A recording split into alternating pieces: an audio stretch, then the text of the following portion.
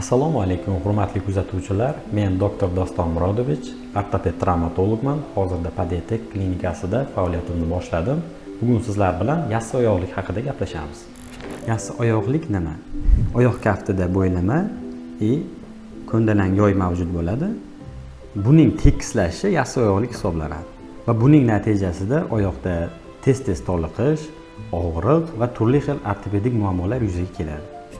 Doston Murodovich, necha yoshdan boshlab ota-onalar farzandlarini ortoped ko'rigidan o'tkazishi kerak?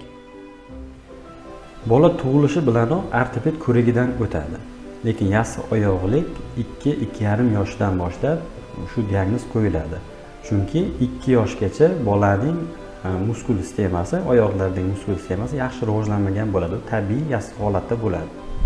Yassi oyoqlikni qanday davolash mumkin? Yassi oyoqlikni konservativ va operativ usulda davolanadi.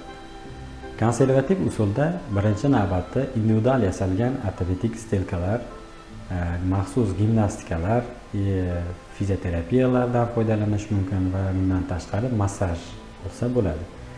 Agar konservativ lecheniyalar foyda bermaydigan bo'lsa, operativ usulda davolanadi.